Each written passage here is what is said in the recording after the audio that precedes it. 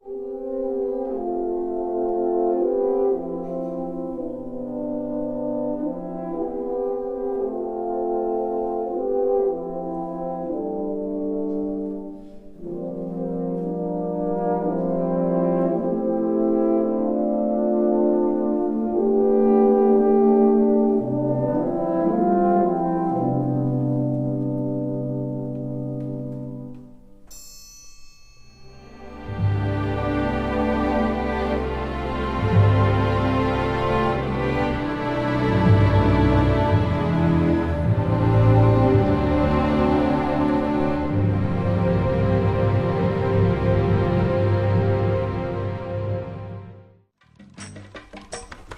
1992 година, Република Македонија ја дочекува во контроверзна ситуација. Од една страна со прогласена самостојност, од друга со се уште тесни врски со федеративните органи на Југославија. Сепак, годината почна со меѓуетнички тензии. 92 сигурно е дека јануари и февруари беа крајно драматични настани, во кои Македонија можеше и да се распадне и да биде плен на туги апетити, аспирации и слично претензии. Уште тога се појавија практично проблемите на меѓунационален план и беа индицирани следните проблеми кои што ќе ја следат Македонија, можеби 10-15, можеби сите овие 20 години од кога е Македонија самостојна.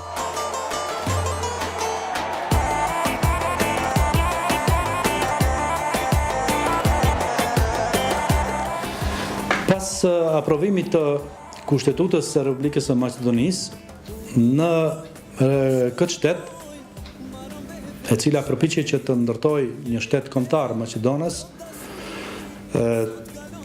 proceset shkuan në një drejtim krejtësisht tjetër. Konkretisht, faktori politik shqiptar organizoi referendumin e veçantë për të deklaruar popullata shqiptare. Ky ishte referendumi për autonominë politike territoriale në territorin e Maqedonisë.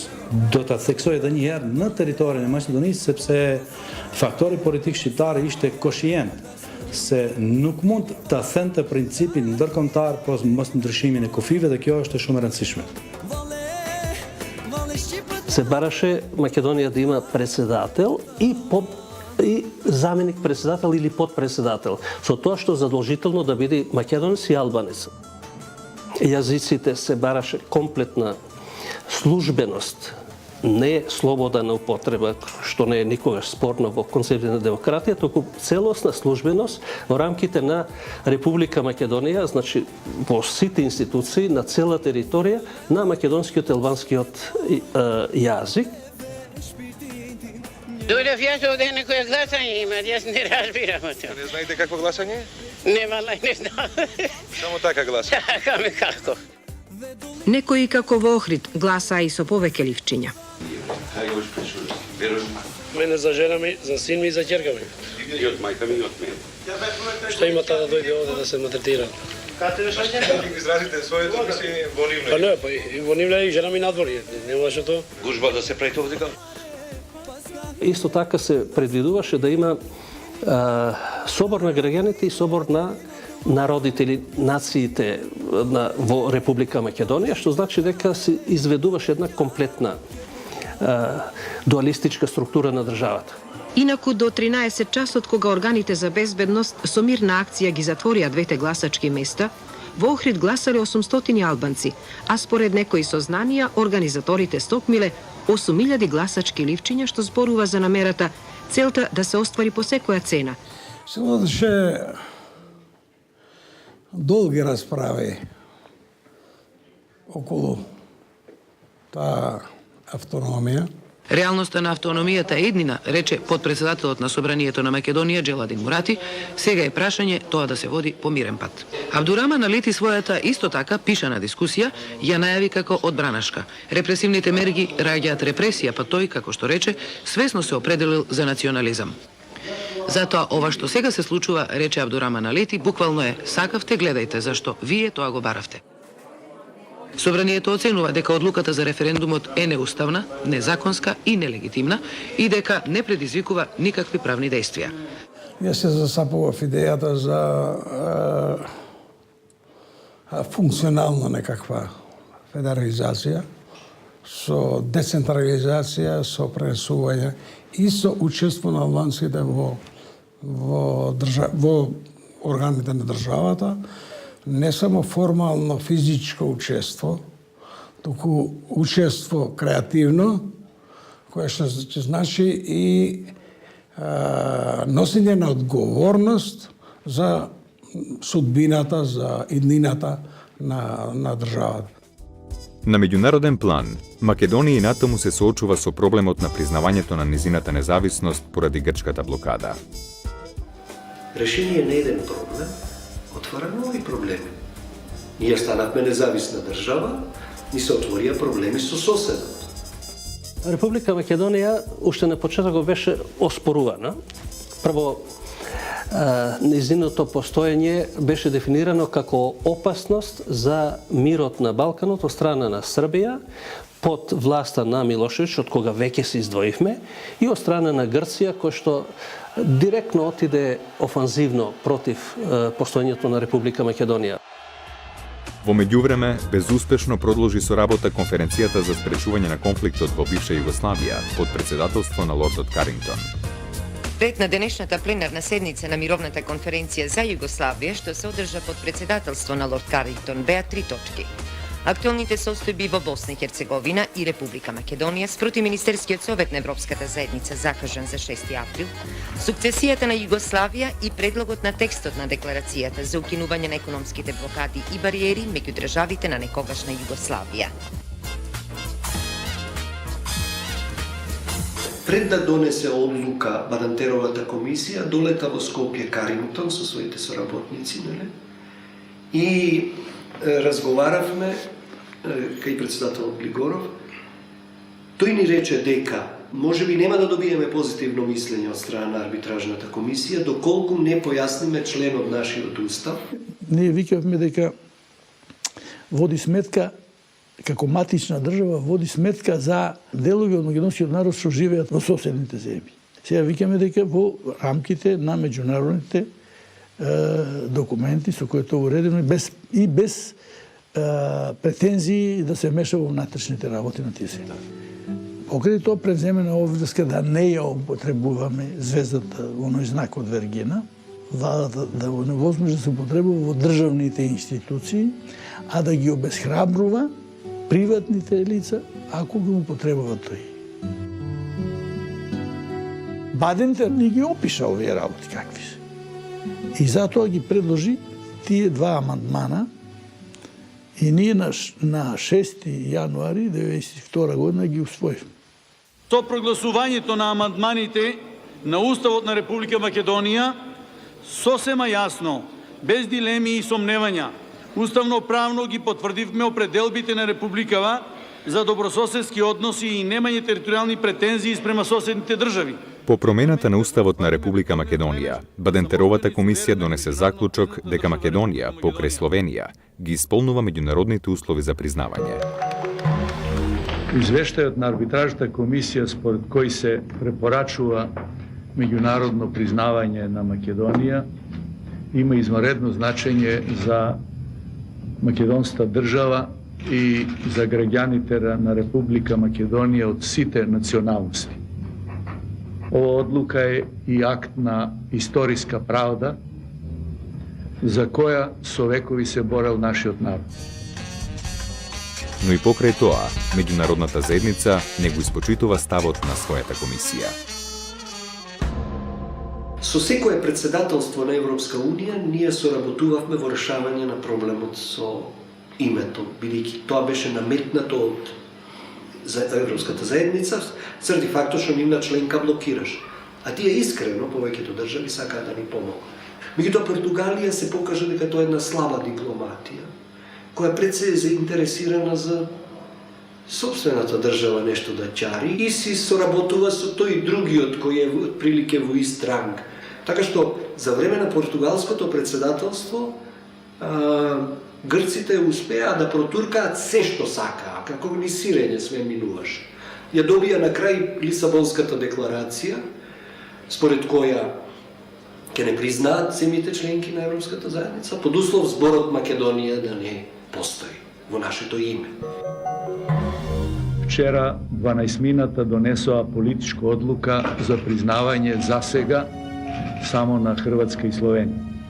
Одбивањето на Европската унија, односно Комисијата за бивша Југославија да бидеме признаени, нас многу не изненади. И тоа во смисла што немавме алтернативна политика, што пак ако не признаат. Особено пак алтернативна политика, стратегија за подолг период. Нашиот сосед Грција не доживува како закана по нивната национална безбедност. Тие, например, не беа сигурни во тој собствен идентитет од другата страна. Нов македонски грчки идентитет кој го имаа создавано претходниве години. Тие прво се плашеа од нас и она што се има случено во блиската историја. Во борбата за власт излезе сега ово попрофитабилно во Грција, отколку конфронтација со Турција. Таму има до кај да одат, од друга страна, тоа е многу голема Турција, премногу не можат да идат, а и друго, во НАТО се. Постојат сигнали, јасни сигнали дека прашањето на признавањето на Македонија може да тргне посилно сега во пресрет на Единбург, а потоа и на седницата на Советот на безбедност која ќе се одржи по Единбург. Велика Британија, која председаваше со Европската заедница во втората половина на 1992 година, го именува својот дипломат Робин О'Нил да помогне во надминувањето на грчките обструкции кон Македонија. Како што подоцна беше потврдено на самитот во Единбург, британскиот предлог за новото македонско име беше Република Македонија Скопје. Во Единбург денеска започна самитот на европските 12-мина, кој според многумина посматрачи е третиран како судбоносен за Европа. Најнапред беше речено дека за Македонија ќе стане збор во текот на вечерва или можеби утре. Потоа беше речено не утре, туку вечерва. Во ова безредие на информации се најдовме и во прес-центарот на грчката делегација, каде што министерот Папа Константину најнапред кажа дека за време на ручекот се разговарало за Македонија и затоа тој задоснил, но ние претпоставуваме дека неговото доснење е врзано со присуството на поголем број македонски новинари, од кои е очигледно дека грците стрепат. Грците бегаа од нас како ѓавол од темја. Тие не сакаат да се видат со нас. Јас се сеќам на Лондонската конференција 1992 година со председател Григоров, седиме грците присуствуваа. Тогаш и на излегување му реков на председател, дај да ги застанеме на вратата и да го дочекаме грчкиот министер за външни работи. Практично го држиме за рака и му викаме, луд човече, дајте нешто да бараме како решение за овој проблем. Тој вели, подоцна, на пониско ниво може би, чекајте, немојте. Всушност се плашеа од новинарите нивни, па да не излезат во весници. Во пораката од премиерот Мицотакис до председателот Глигоров, меѓу другото се вели дека доколку се прифатат одлуките на Европската заедница, посебно името на Републиката без зборот Македонија, Грција, која е многу заинтересирана за стабилноста во регионот, ќе ја признае незината независност, тесно ќе сработува со неа и ќе ја поддржува во рамките на заедницата и на билатерално ниво, како од гледиште на безбедноста, така и од економски аспект. На овој пример и Европската заедница и Грција како наш прв сосед, по моје длабоко мислење, полагаат испит дали го почитуваат правото на еден мал народ да биде самостоен, да има собствена држава и да живее во мир со сите соседи. Macedonia is a region of Greece, is a Greek territory. So everybody that says that this territory must be independent, immediately he is committed the crime of treason. A group of student protesters, members of the movement Anti-War and Anti-Chauvinism, have been given jail sentences for criticizing the government line. Ήμασταν στην πλατεία της Ομόνοιας, στο κεντρικό σημείο, στο κεντρικότερο σημείο της Αθήνας, που περνάει πάρα πολλοί κόσμος και μοιράζαμε αυτή την προκήρυξη της αντιπολεμικής, αντιεθνικιστικής συσπήρωσης με τίτλο «Οι γειτονικοί λαοί δεν είναι εχθροί μας, όχι στον εθνικισμό και στον πόλεμο». Και βασικά πολιτική μας, για να το μαζεύω όλο αυτό το πράγμα, η ουσία βρίσκεται ότι εμείς υπερασπιζόμαστε το δικαίωμα του μακεδονικού κρατηδίου να ονομάζεται όπως αυτό νομίζει, όπως έχουν μέσα στους αιώνες ονομάζουν τους εαυτούς τους, έχουν το δικαίωμα της αυτοδιάθεσης και άρα έχουν το δικαίωμα να ονομάζουν τους εαυτούς τους όπως αυτοί νομίζουν. I say that they are serving Skopjean goals. Because what it was written express the policy of Skopjeans. And 100% is against Greece. Ти се определуваш да бидеш член на НАТО и на Европската унија, да соработуваш со нив, а знаеш, свесен си дека може да те блокира една држава членка и не се откажуваш од тоа. И не се откажувавме од тоа. Thank you very much indeed. Thank you. We had a long discussion with the President as to the time when it would be most suitable for Macedonia to make an application to the United Nations for admission. That we discussed at very considerable length. Because the Security Council changes its composition as from the 1st of January, and I was explaining to the President that I thought that it would be easier for the Macedonian application to succeed in January. По падот на Сојузот на комунистите на Југославија, политичките сили во Босна беа поделени по стрикно етнички линии. Председателот беше босански муслиман, премиерот Хрват, а председателот на парламентот Србин. Мултиетничкиот состав на Босна и Херцеговина беше добро познат. Она што беше помалку познато, беше фактот дека во Босна се наоѓаа повеќе од 50% од капацитетите на ЈНА. Сето тоа придонесе босанското раководство повеќекратно да го одложува референдумот за независност.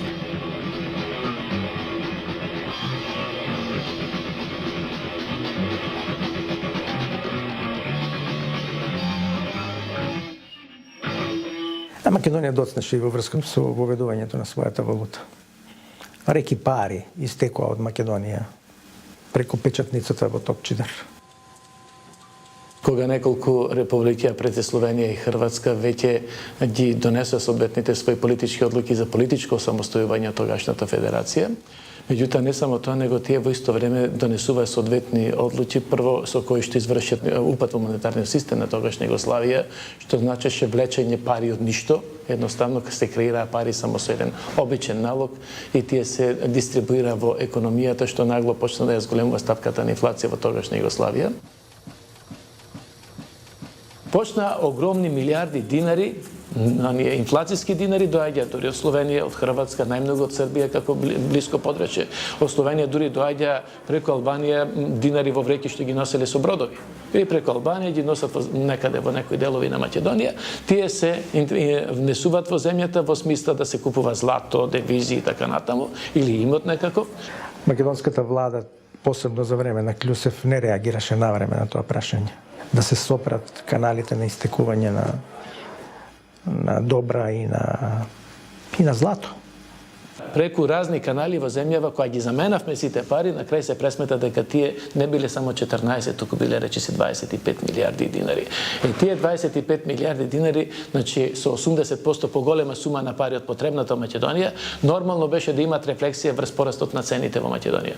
Порастот на цените, односно стапката на инфлација, која што, како реков, од сат во сат, не од ден во ден, од месец во месец, од сат во сат се дигаше нагоре, па луѓето брзаа секој сат, ако имат некое динарче во джепот, да го заменат за марки, тогаш беа интересни да купат некоја стока, да купат имот, стан, земја, само да ги заштитат парите од разорнувачкото дејство на инфлацијата во тоа време и од приливот на динари од другите подрачја на тогашна Југославија.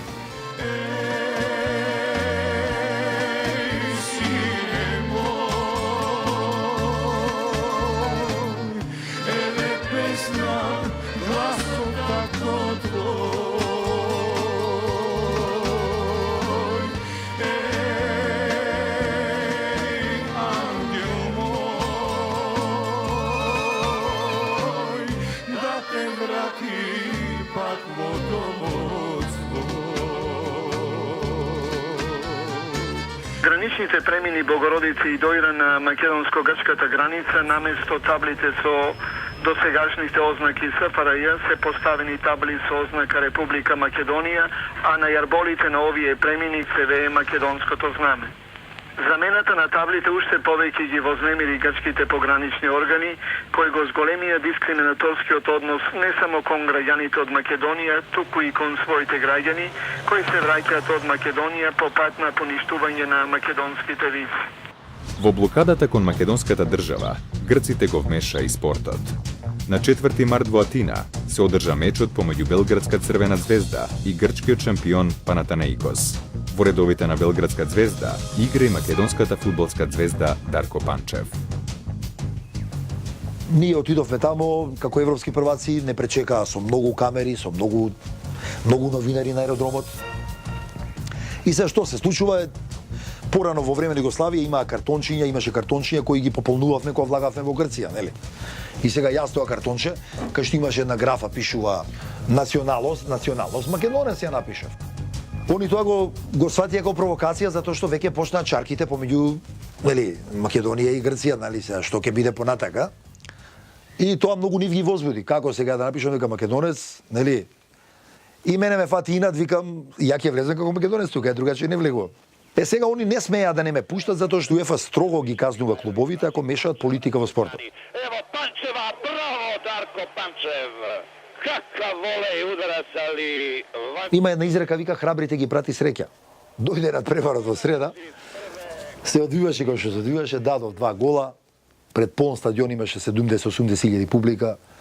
Ја мислам да може сите да пропадне во земја, сите ќе пропадне. Ивич за Михајловиќа, али сам е тамо Дарко Панчев, 1-0 за Црвену звезду. Дарко!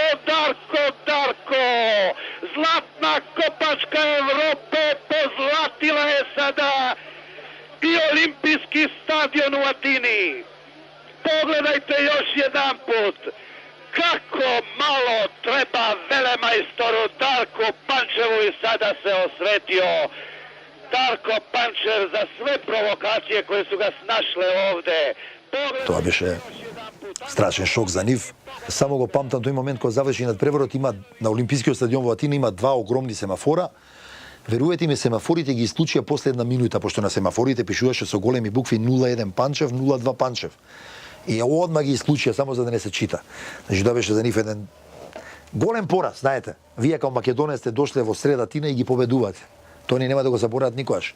Панчев, Југовиќ покуша да паса Панчев, 2-0 за Црвену звезду, ово nije видено на Олимписком стадиону у Атини, сигурно не.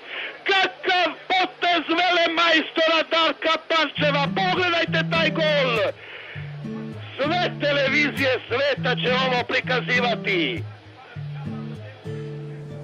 Од економска гледна точка, воспоставувањето на монетарната сувереност представуваше највидлива манифестација на македонската независност. Тоа беше некаде средината на јануари 1992 година, кога падна одлуката дека треба да се печатат пари. И тоа беше исто така проблем сега, од кај да ја најдеме хартијата. Најблиска фабрика која што можеше да не излези во пресед беше фабриката за хартија Радече во Словенија. Сега, ние бевме таму, имавме начин како да стигнеме, да договориме хартијата да дојде за печатање на парите во Македонија. Прашањето беше сега потешкиот дел како да се таа транспортира. Имавме една ситуација кога на подрачјето на Република Македонија во тоа време се уште беше присутни во поголем обем единици на Југословенската народна армија. Ако ја носиме преку Хрватска, Србија, вамо некој ќе не застане на патот, ќе рече што носите. Носиме хартија за печатање пари и тоа ќе беше многу непријатна ситуација, одма може да ви заплена такво нешто. Па во сите тие ситуации на тешкотија и се јави предизвикот да обезбедиме бродски превоз. Од Словенија преку Порторош, од таа страна, нели Котор, кај беше Котор, мислам, се до Драч, па од Драч да се преземи со камиони, преку Албанија лесно помина камионите, после нормално се транспортира со сета полициска заштита што треба, стигна таму кај што требаше да стигнат по печатницата во Прилеп. На 29 ноември и 1 март во Југословенската република Босна и Херцеговина конечно се одржа референдумот за независност. Неколку недели подоцна почна и војните дејства. Истовремено, во Македонија почна повлекувањето на Југословенската народна армија. Заедно со електричните кабли и санитарните плочки беа откорнати и последните спомени за ЈНА, како символ на братството и единството на југословенските народи. Додека се одржуваше референдумот, додека се донесе уставот, во Република Македонија постоеше Југословенската армија, она беше присутна и политичките односи беа поприлично напнати. Секогаш беа на едно ниво да избувни некој тежок инцидент кој што може да има мултиплицирани негативни последици. Единствен страв од кој се плашевме дека ќе бидеме нападнати, тоа беше од бивша Југославија. Да не зборувам за тој страв во раните 90, 91, 92 кој беше едноставно на огромно ниво. Февруари 92-та беше подпишан тој историски договор со ЈНА кој овозможи ЈНА да се повлече без конфликти од тука, меѓутоа самиот процес на повлекување кој траеше 2-2,5 месеца беше едно многу тешко доба. Југословенската армија, како што знаете, се повлекуваше со сето оружје, неизино, од Македонија, плюс тоа празнејќи и некои магацини од оружјето на територијалната одбрана, кое што инаку беше платено со републички средства и припаѓаше на територијалната одбрана. Најостар сукоп, кој што беше, така да се каже, со прстот на чкрапесот и кој што може да падна жртви, беше амбицијата на македонската полиција да не го дава еден патролен чамес од Охридското езеро, кој што беше со модерна електроника, кој што имаше екран и можеше со радари да ја следи цела површина. И тука полицијата и армијата беа со калашникови и со цевки еден кон друг. Ние имаме право да остане 7% од целата техника која ја држеше ЈНА. Македонија во таа фаза беше буквално ограбена, актуелната влада, председател, едноставно одеа по линијата на помалиот отпор. И само интервенцијата на Глигоров им соопшти дека мора да ја предаде, бидејќи ниедно задржано оружје од Југословенската армија не може да надомести живот или некои други штети што може Југословенската армија да ги направи. ЈНА си однесе се. Дури го однесе и брашното од резервите. Оти армијата имаше огромни резерви на брашна, орис, на се што е потребно, намирници кои требаат за 15 дена војна. Овде во Македонија имаше околу 315 тенкови и сите си отидоа на север. Само 2 тенка најдовам при Лепската касарна расипани не може да ги носат. Таа жестокост на еден начин можеше да се домисли дури од кога се повлече Југославија, од кога се виде дека практично аеродромот Петровец бил миниран, понатаму во Ѓорче Петров цела касарна исто така минирана, што значи дека навистина се чекаше некоја голема чарка за да напросто се нанесе голема штета. И во таа смисла може сосема оправдано да се каже дека председател Глигоров изигра голем позитивна улога околу одржувањето на мирот. Што можеше Македонија во тоа време да прави? Да се самоубие? Не е тоа добро. Замислите да се војуваше во Македонија. Што ќе изгубиме ние? Ќе изгубиме и кадар, луѓе. Ќе изгубиме се што до тогаш сме имале. Економијата практично ќе пропаднеше, финансиите. Долго време ќе ни требаше да се отрезнеме, да се излечеме од тоа. Во тоа време во Југословската народна армија имаше 3.500 офицери од македонско потекло, од Македонија. И имаше околу 3.500 граѓански лица кои работеа во Југословската народна армија, македонци од оваа територија. Еден поголем број на офицери и граѓански лица кои останаа по другите републики. Соочени со потребата за формирање на собствена армија, македонските власти поведоа акција за враќање на македонските офицери во нивната матична земја. Еден од главните организатори беше и Борис Мејковски. Поголем конвој, да го наречам, од 40 кусур 50 старешини, пресеци работеше старешини, покажно комуникации со премиерот Клјусев тогаш, со Мијалков, со Павле Трајанов и така натаму, дојдовме до заклучок дека треба тоа го направиме со авиони. Тоа го направиме, ако се сеќавате, со авионот Палер со 2 пропелери што леташе со лавот назад, тоа мене добре дојде, нели? Кога во Мажарска и пренесо луѓето на ноќ со автобусот Загреб до Мажарска, тие не поседува кај нив никаква документација, мене ми беа сите тие активности свршени претходно со одобрение на мажарската влада. Јас имав кај мене само одреден документ кој што требаше да прикажам на граница, дојдов на граница, го прикажав целото бус товарен у цивилно, луѓето беа облечени, никој пасош нема, ги пуштаат, влегуваат во друга држава со мене. Онда ноќта беше стасан нашиот авион и самите пилоти не знаеваат зашто слетуваат во Будимпешта, тоа се држеше во голема тајност да не биде провалено пред се од КОСИ, од југословенските служби за безбедност, кои што функционираа и работеа во Република Македонија, нели? И едноставно им кажав дека тие веќе ќе бидат старешина на македонска армија и ќе служат исклучиво за интересите на македонската држава и ќе бранат македонската територија. По повлекувањето на JNA дојде до формирање на армијата на Република Македонија или АРМА. Првите регрути дадоа свечена заклетва на 9 мај во касарната Илинден во Скопје. 1992 година, негде март месец во почетокот. Таму беме околу 7 генерали, министерот за одбрана и неколку полковници. Целата таа документација што се однесува за формирање на армија беше излепена во неговиот кабинет. Во неа беше се изложено што мислиме ние, што и треба на Македонија во тој момент. Бидејќи ние формираме држава. Веќе немате кој да ве помага. Не е Југославија тука. Значи, нам ни требаше вооружена сила во почетокот која ќе му дадеше до знаење на околината на било кој да не се дрзнува така лесно да влегува кај нас. Председател Глигоров во тоа време го прифати тоа образложение, ја потпише картата и почна да се ствара таа армија. Господине председателе, во касарната на армијата Република Македонија се е спремно за давање на свечна обласка на првата генерација регрути на армијата Република Македонија. Хвала. На огништето изгорено на Југославија ние ствараме нова армија. Веќе да те обрзувам дека ќе ја бранам слободата, сувереноста и територијалниот интегритет на Република Македонија. Војници и старешини, здраво! Да живее суверена и независна Република Македонија и нејзината армија.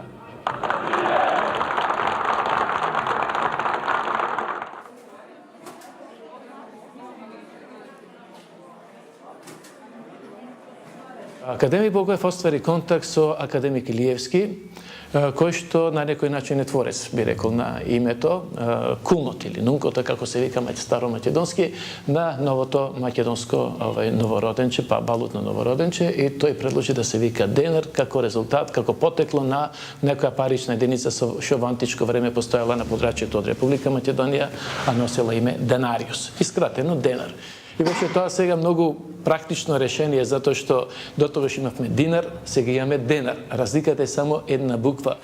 Значи, на 26 април 1992 година Македонија дефинитивно монетарно се осамостои, што значи почна од тој ден да гради своја собствена монетарна куќа. Со предложениот закон за парична единица, Република Македонија воведува собствена парична единица што ќе го носи името денар. Имаме задоволство да видите како се тие парични единици печатни.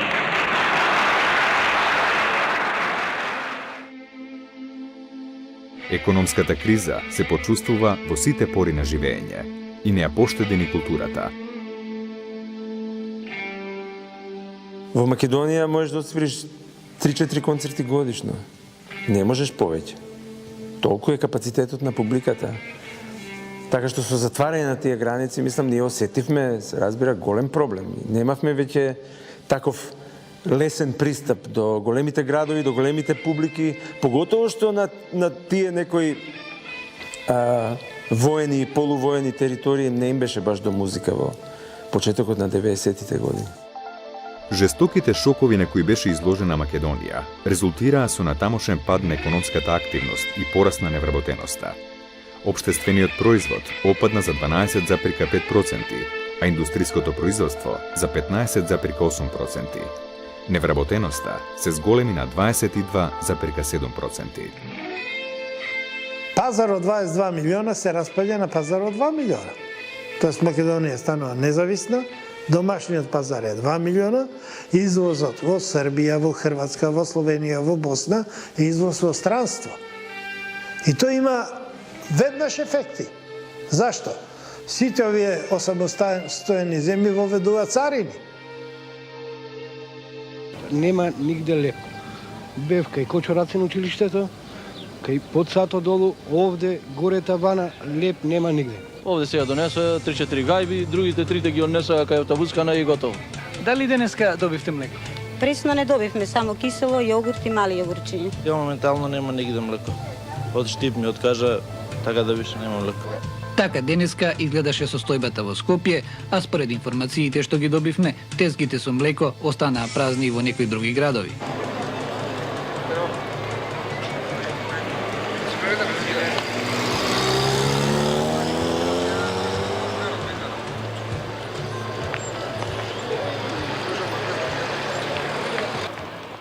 Целосното самостојување на нашава република и заокружувањето на низините државни граници пред царинските служби на републикава поставија сериозни и комплексни задачи. Всушност, со запоседнувањето и отворањето на уште 7 нови гранични премини, се отвори процес ни самостојно работење од царинарниците Скопје, Битола и Гевгелија да го градат царинскиот систем на нашава држава. Именно до остварувањето на чинот на осамостојување, царинската служба во републикава беше во рамките на сојузната царина и функционираше како нејзина испостава. На тој начин, не само што средствата се одлева, 92 година летен период беше така нешто јули, 15 јули се објави конкурс во Нова Македонија тогаш за царински работници во царинска управа на РМ. Што тогаш се формираше фактички нова служба во Македонија, царинска управа, а административна од почетокот тоа беше све некаква импровизација со останати документи, образци од бившиот систем. Со почетокот на војната во Босна, во Македонија пристигнаа првите бранови бегалци. Во текот на наредните 4 години, само во Босна ќе загинат околу 200.000 лица. Повеќе од 2 милиона ќе останат без своето огниште.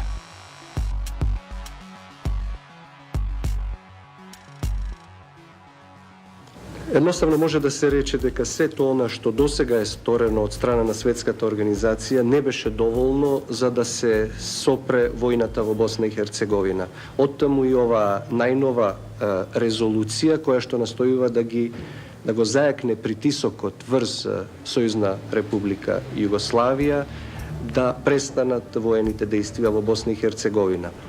Забраната за трговија со Србија и Црна Гора имаше тешки последици за Македонија, која 2/3 од својот извоз го пласираше во Србија.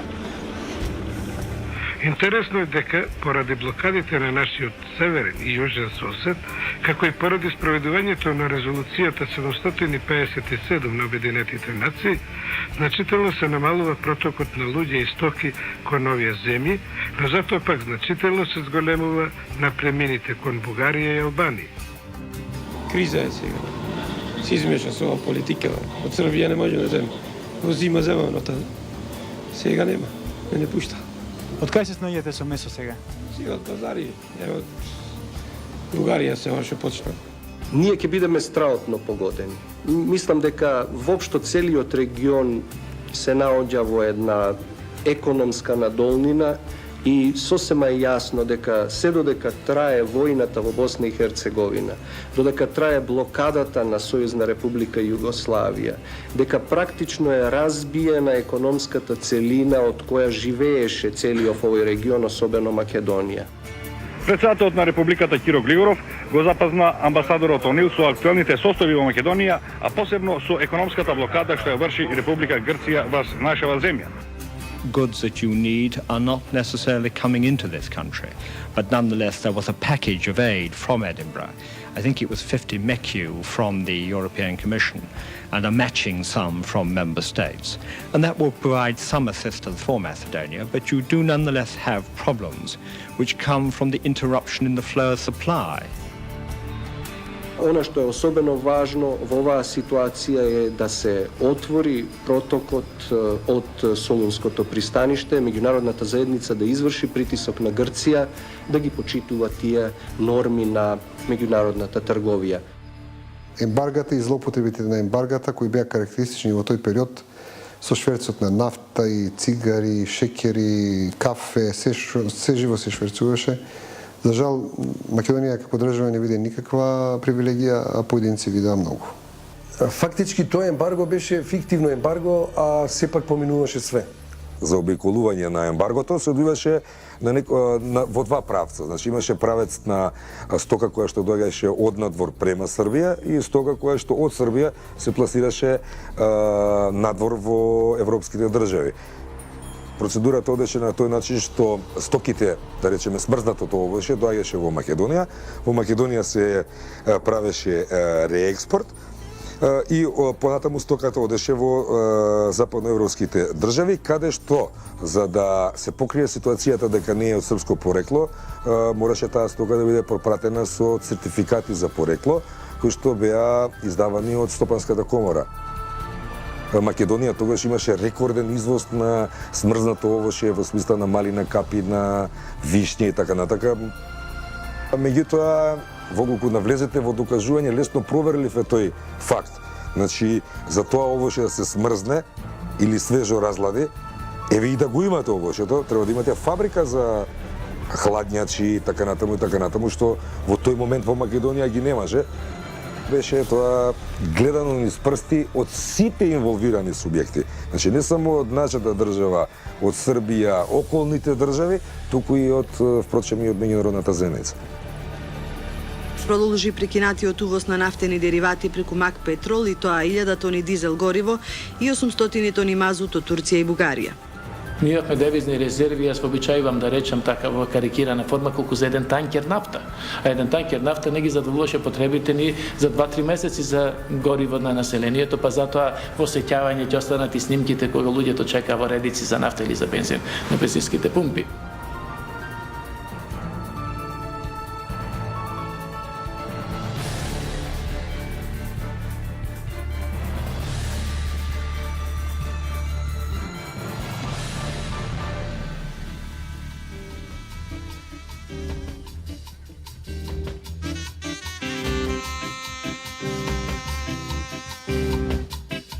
После 1991 година, кога гостите на фестивалот, познатите музичари доаѓа, тие веќе доаѓа во една нова држава. Сите тие се разбира дека внимателно ги следеа случувањата со распадот на Југославија, случувањата и со војните, политичките движења, национализмите и така натаму. И доаѓа овде и со големо љубопитство, значи не доаѓа без некаква претходна едукација што се случува на овој простор.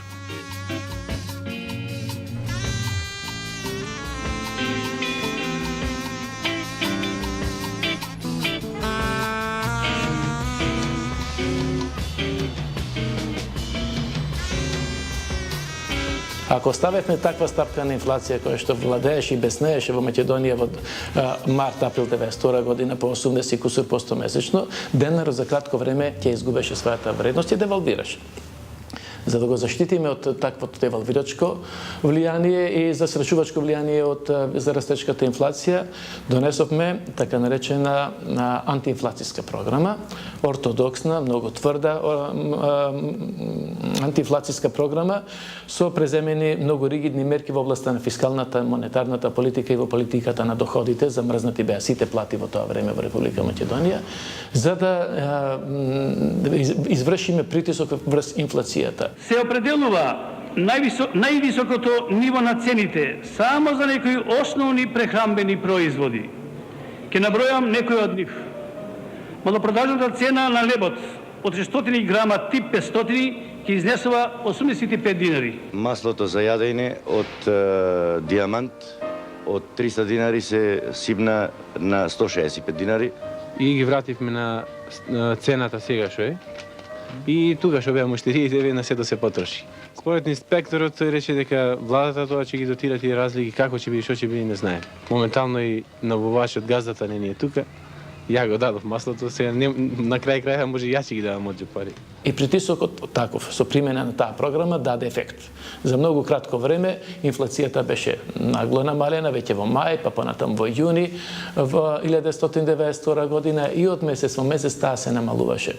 Меѓутоа, знаете како некојаш се случуваат некои работи кои што се карактеристика на нашиот менталитет. Некаде во почетокот на август 1992 година еден пратеник предложи, а собранието речиси едногласно прифати да се зголемат платите во Република Македонија за 43%. И тоа беше, јас тоа обичајам да го речам, смртоносен удар на антиинфлацијската програма што ја донесовме во април 1992 година. Тоа беше популистичка одлука, како што низ целиот период се носат популистички мерки кои што не водат сметка за фундаментите на економијата. И таа мерка беше директно, фактички спротивна на антиинфлационата програма, каква таква. Прва подготвена и која што дефинитивно со таквата мерка се подкопа. Малкумина верува дека ќе падне владата. Апсолутно сум сигурен дека ни покојниот Љусев не беше воопшто свесен дека тоа може да го снајде. Баш заради тоа што беше мешана влада и СДСМ и ВМРО, никој од нив немаше јасна доминација, секој од нив сакаше да доминира внатре. ЛДП, Либералната партија, не беше представена, она сакаше појако влијание. Тој склоп на околности доведе до прерано непотребно рушење на една добра замисла. Значи, Македонија не може долго да издржи без да меѓу себе се кара. Мада му беше претходно сугерирано да направи реконструкција на владата, да реконструира 2 или 3 министри. Јас се сеќавам дека пред гласањето за доверба на владата ми кажаа социјалдемократите кој би бил нивниот услов за да ја поддржат владата. Ја отидов ке професор Клисев, му кажав. Викам ова и ова и ова. Вика, не бе, нема бе да гласат против нас. Тоа не го прифати многу така со голема леснотија. Нека се гласа, се изгласа доверба и остана така. Домашните препреки беа многу силни, а именно неискуството кај политичарите, алчноста за моќ, да дојдат на власт, па после ќе видиме што ќе правиме. Од чудни околности беше разрешена и беше избрана нова влада. И тогаш мене ми беше понуден мандатот, со тоа дека ќе имам слобода да изберам, да предложам личности кои што можат во тоа време да одговорат на задачата, на ситуацијата во тоа време, на проблемите во тоа време.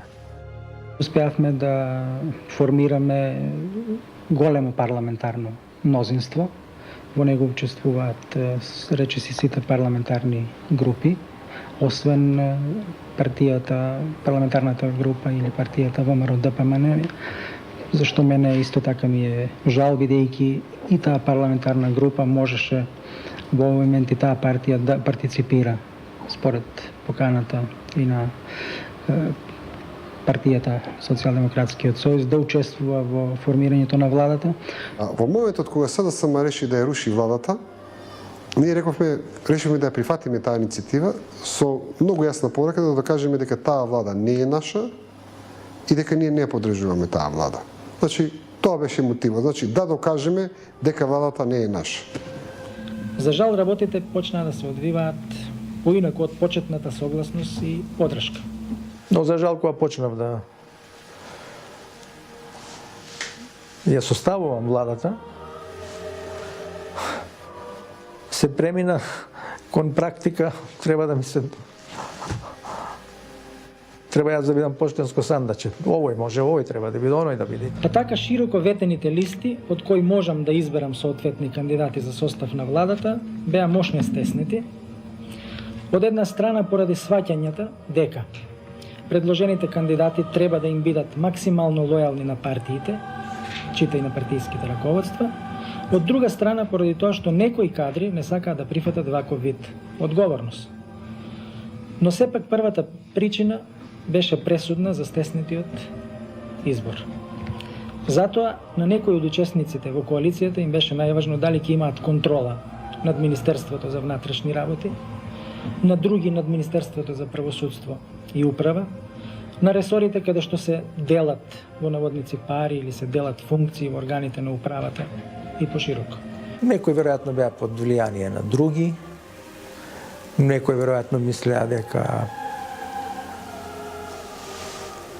ставовите на другите им се поблиски, не моите ставови.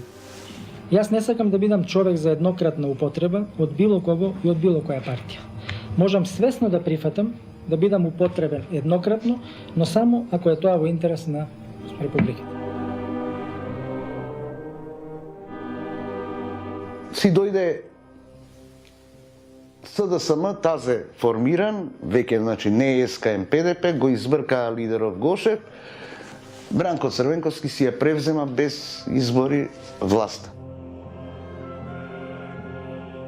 Новата влада и владите после неја, колку мене ме држи сеќавањето, не утврдија никакви владини програми, државни програми за развој на стопанството. Сите сме гости на овој свет, овој живот лажове, се се враќа, се плаќа, не заборава. Може би опасноста во која тогаш живеевме предизвика така една за мене комплетно едно неразбирање на поведението на луѓето. Мислам дека никогаш порано во тие опасни години не сум видел толку безгрижни луѓе по кафеа, ни по млади луѓе, дрога, не знам што све немаше и мојот влез доле. Сега сме постегнати, малку подобро е. Но дали се тогаш тие времиња и таа распојасеност, распуштеност се забележуваше во политиката, страшен цинизам имаш, просто неиздржлив. И така,